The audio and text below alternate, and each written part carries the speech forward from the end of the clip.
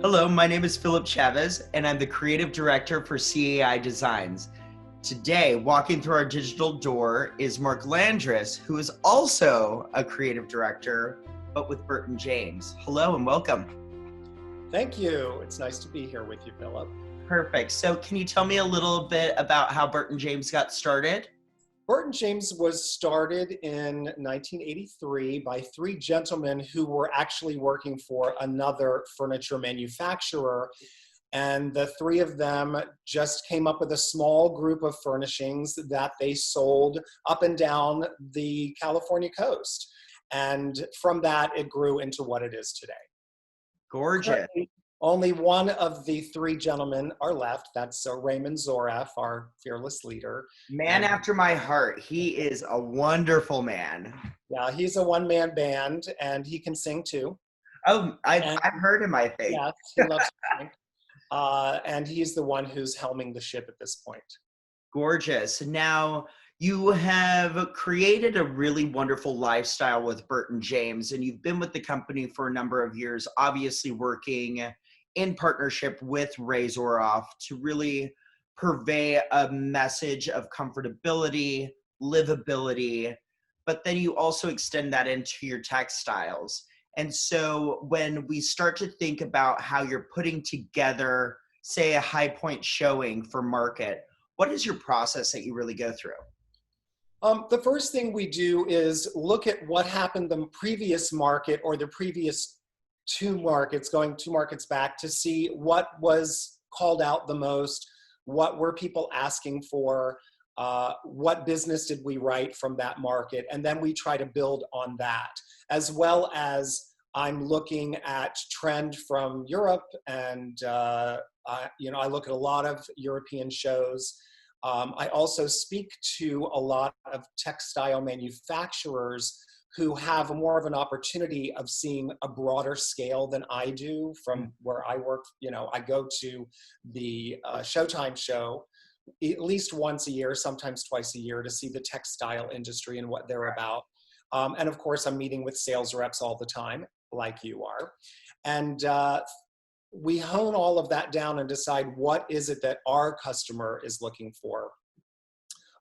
That's from the textile standpoint. And from the frame standpoint, basically the same thing. What was successful? What were people talking about? From my travels, obviously I'm not going anywhere now, but from my travels, and doing a lot of Instagram. I follow a lot of very interesting other furniture companies and other designers on Instagram, which just give you a picture of something interesting, and then I might run off and do a lot of research online about different trends and different things that are happening. Exactly. But you did mention something a little earlier when you were saying what you need to understand when the clients of Burton James, what they're looking to have fulfilled as far as their needs. Now, when you think of Burton James as a whole, what do you feel the client is looking for with your line specifically? When we were originally developed as a brand, which the brand was around for a long time before I showed up, but I have been with them almost 20 years. It's really crazy, but yes, I started as a Started consultant. when you were 10 years old? Right? Can you imagine? I could barely open the front door. It was so heavy. But I started there as a consultant, and then the job grew into creative director.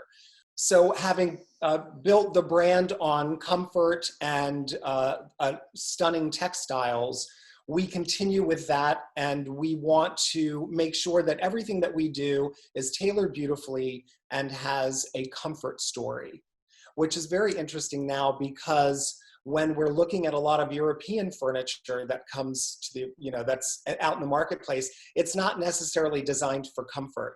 So I'm trying to on it, not in it. Right. So I'm trying to take some of those ideas of the visual of that and then put the Burton James spin on it so that we have, beautiful, comfortable furniture.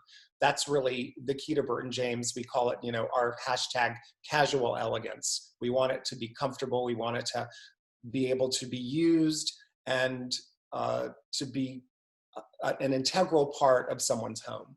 And see, that's something that has pervade for me, especially when I'm shopping Burton James. I mean, we have a large scope of product on the floors in every single location that we sell the line.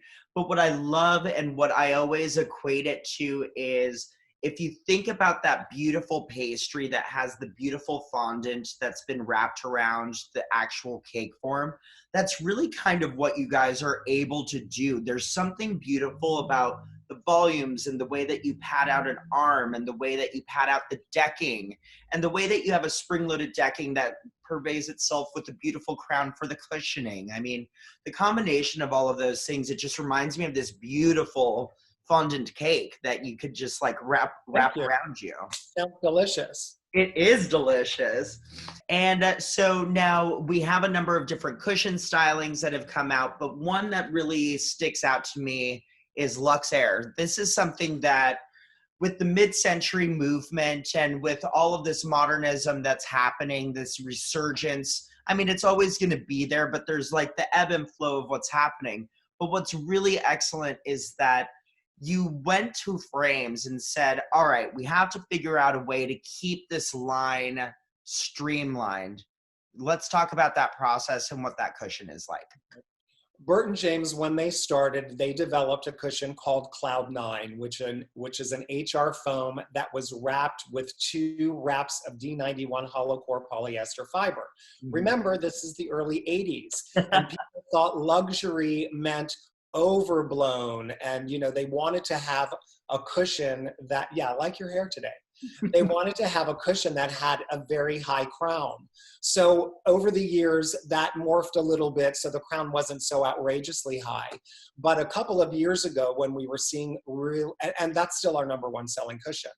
But when we started making more architectural frames, that cushion didn't quite make sense. So we developed a cushion that uses a 2.8 dense foam, which is has less air bubbles in it, so it doesn't compress as much. And we took one of the wraps off, and we don't wrap the sides of the cushion so that you can get very tight seat cushions next to each other, and it gives a much cleaner architectural look. It's also a little reminiscent of a memory foam style mattress, because when you sit in it, it gives as you're sitting in it, and it molds to you, and then when you get up, it recovers. So no fluffing.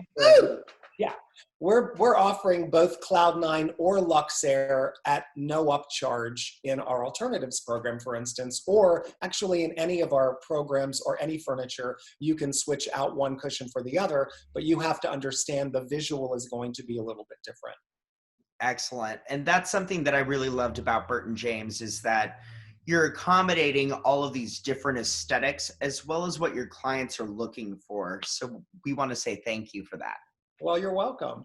The other thing I do want to say is about bench seat cushions. Okay. When you're doing a long bench seat cushion, we've found that the Luxe Aire, if you're a non-wrinkle person and you don't like comfort wrinkles, the Luxe Aire is sometimes a better choice. Okay. And because if you do a Cloud9 seat, there's a lot of polyester, and that is going to have a wrinkle in it. You're going to definitely get comfort. And it gets puddling. And let's remember that about bench seats, guys. There's puddling that happens. Some people don't like that, but it is not really the fault of the cushion or of the manufacturing. It's just the way it is. It's the nature of the beast, right? Yeah, exactly. Well, Mark, I want to thank you for taking a walk through our digital design tour. It's been a blast to have you today. Well, thank you for inviting me, and it's been a pleasure to see you. Yay! Yay!